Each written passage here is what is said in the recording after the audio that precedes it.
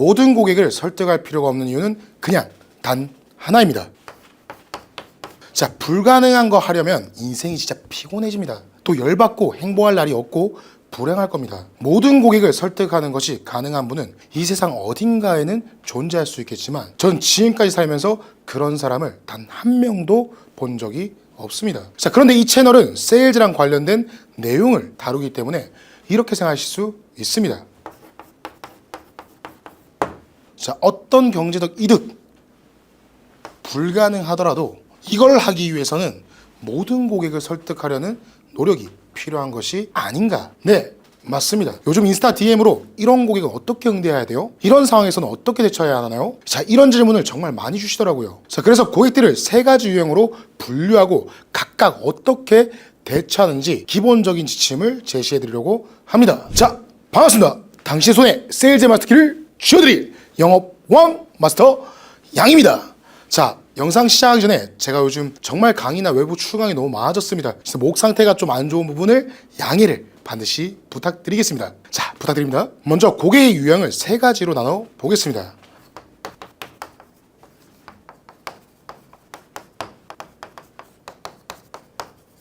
자, 첫 번째, 상대하기 쉬운 고객이고요. 두 번째는 결정을 잘 못하는 결정장애 고객이 있습니다. 그리고 똑똑한 척하는 똑순이 고객이 있죠. 자, 첫 번째, 비교적 상대하기 쉬운 고객부터 살펴봅시다.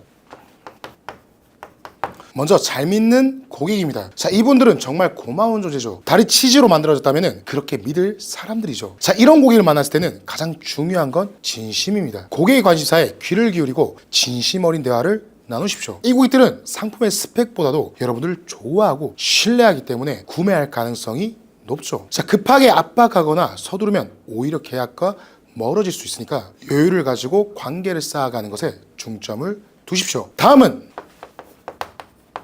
자, 회의적인 고객입니다. 자, 이분들은 항상 누군가에게 속을까봐 의심하며 논쟁을 준비하고 있습니다. 따지길 좋아한다는 거죠. 쉽게 말하면 의심병이 있단 말이죠. 자, 그런데 기억하십시오. 자, 이분들은 그저 자신이 옳다고 생각하며 이해받기를 원할 뿐입니다. 논쟁하거나 반박하지 마십시오. 자, 우리 세일즈맨들이 고객의 말을 경청하고 존중한다는 제스처를 주면 된다는 거죠. 고객이 화를 내거나 빈정거리는 말투로 반론을 제기한다면 이렇게 말씀하십시오. 고객님께서 정말 좋은 지적을 해주셨습니다. 제가 고객님의 말씀을 제대로 이해했는지 확인할 수 있도록 한 번만 더 다시 말씀해 주시겠습니까? 자, 이렇게 하면 고객은 자신의 말을 듣고 있고 존중받고 있다고 느끼게 됩니다. 자, 그러면 고객이 다시 따지려는 상황이 와도 목소리 톤도 낮아지며 안정적인 대화를 주도해 나갈 수 있습니다. 자, 마지막으로는 적대적 고객입니다. 자, 이분들은 과거에 사람에게 속거나 불만족스러운 경험을 했을 가능성이 높습니다. 이 적대적인 태도 뒤에도 나름의 이유가 숨어 있죠. 자, 이럴 땐 이 적대적인 고객의 말문을 여는 게 핵심입니다. 자, 바로 3F의 원칙을 기억하십시오. 첫 번째, feel입니다. feel. 느끼다죠.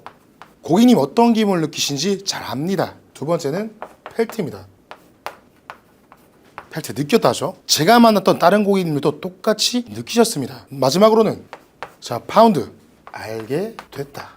제가 다 들어보니까 고객님께서 왜 그렇게 생각하는지 알게 되었습니다. 자, 이렇게 고객의 감정에 공감하고 그들이 걱정하는 부분을 솔직하게 털어놓도록 유도하십시오. 이렇게요. 느끼다, 느꼈다, 그리고 알게 되었다. 자, 그리고는 이렇게 말하는 거죠. 고객님이 결정하시는 부분들을 솔직하게 말씀해 주셔서 감사합니다. 고객님처럼 솔직하게 말씀해 주시는 분들이 알고 보면 다른 사람들의 말을 잘 받아들이시거든요. 자, 고객님께서 가장 걱정해 주신 부분들만 다시 한번 얘기해 봅시다. 자, 이렇게 하면 적대적인 태도가 사라지고 본격적인 대화를 시작하게 되는 거죠. 자, 3F의 원칙으로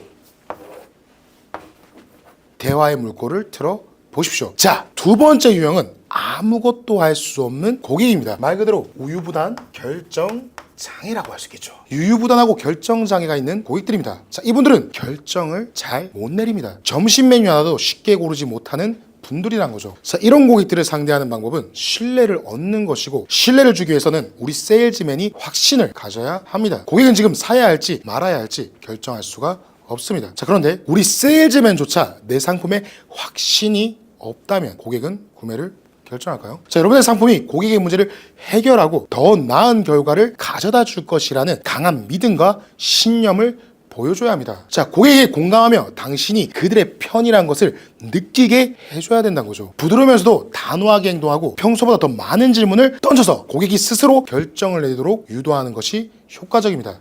자, 다음은 알뜰한, 좋게 말하면 알뜰한 구두쇠형 고객입니다. 이분들은 모든 거래를 경쟁이라고 생각하고 늘 이기기를 원하죠. 조금이라도 더 좋은 조건을 얻어내지 못하면 찝찝해합니다. 자, 이럴 땐 두 가지 방법인데요. 첫 번째, 저희 회사는 모든 고객을 동등하게 대우하며 고객님은 이미 가장 좋은 조건을 받으셨습니다. 자, 이렇게 말하며 고객이 이미 승자임을 확신시켜 주라는 거죠. 두 번째, 개인적인 서비스를 제안하는 겁니다. 대표님, 원래는 이렇게까지 해드리지 않는데 대표님만을 위해서 특별히 이번만은 해드릴 수 있도록 하겠습니다 라고 말하며 배송을 빨리 처리해주거나 설치를 직접 도와주는 등 개인적인 노력을 보여주십시오. 그러면 고객은 당신을 만났기 때문에 최상의 조건으로 구매했다는 확신이 들게 되는 겁니다. 자, 세 번째는 모든 걸 다 아는 똑똑이 고객입니다. 자, 똑똑이 고객, 척척 박사죠. 요새 인스타 댓글 봐도 정말 뭐 인스타에다가 저는 여러분들 도와드리려고 이 컨텐츠를 올려도 그 밑에다가 뭐 이렇게 해라 저렇게 해라 뭐 이렇게 정말 똑순이들이 많았습니다. 자, 이 까다로운 고객들 유형인데요. 이 잘난 척하는 고객은 어떻게 응대해야 계약이 나올까요? 자, 이분들은 큰 소리 치고 잘난 척하는 고객이라는 건데요. 관심과 인정을 갈망합니다. 자, 우리 세일즈맨들은 관심을 보여주되 분명하고 긍정적으로 관심 주면 됩니다. 저희 조사에 따르면 상위 몇 %만이 이 상품을 구매할 재정 능력이 됩니다. 와 같이 말하며 이 고객의 도전의식을 자극하거나 대표님, 안목이 대단하시네요. 이 상품은 대표님 같은 분들에게 딱 맞습니다 라고 말하며 그들의 안목을 지켜세워 주십시오. 유명인사가 사용하는 제품이라고 언급하는 것도 좋은 방법이죠. 자, 다음은 권위적인 고객입니다. 이분들은 자신이 중요한 사람이라고 느끼고 싶어 합니다. 고객의 스포트라이트를 비추십시오. 빛을 주란 말입니다. 마찬가지로 자신이 상대하는 세일즈맨도 허접한 사람이 아니라 자기를 상대할 만한 자격이 있는 사람이기를 원합니다. 자, 그러니 우리 세일즈맨 역시 자격을 갖춘 전문가라는 것을 빌해야 합니다. 여러분이 판매 실적이나 중요한 업적을 언급하며 고객이 믿고 거래할 만한 가치가 있는 사람이라는 것을 보여주십시오. 제가 이렇게 세 가지 유형으로 고객을 분류해봤는데요. 막상 고객과의 상담 현장에 나가보면 이 세 가지 유형 말고도 여러 가지 유형들이 있겠죠. 충동적인 고객, 수줍은 고객, 남의 말을 더럽게 안 듣는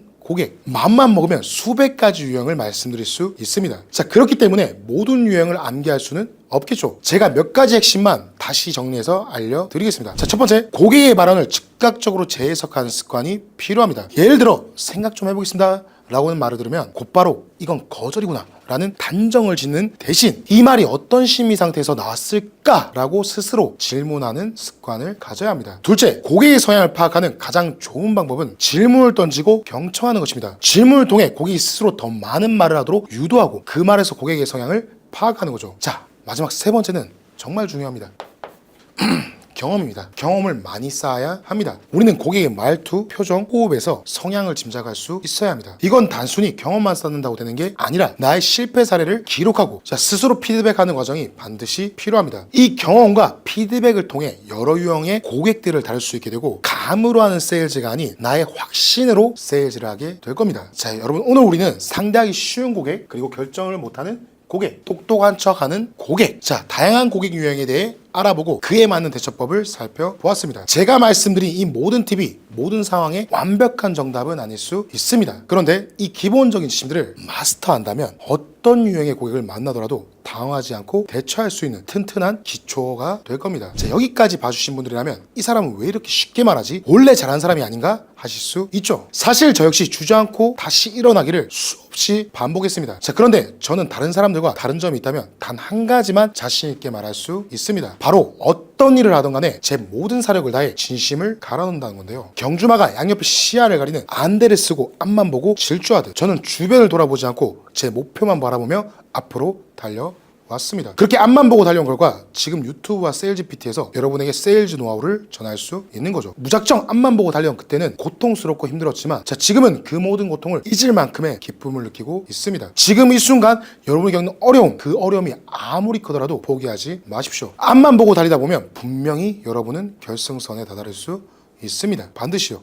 제가 했다면 여러분도 반드시 할 수 있습니다. 자, 오늘 내용이 도움되셨다면 구독, 좋아요, 알림 설정까지 해주시고요. 혹시라도 결승선에 빨리 돌아오고 싶다, 결승선까지 같이 가줄 멘토가 필요하다면 그 내용을 고정 댓글 영상에 남겨뒀으니 확인해 주시면 도움이 되실 겁니다. 자, 그럼 오늘도 힘차게 마무리하겠습니다.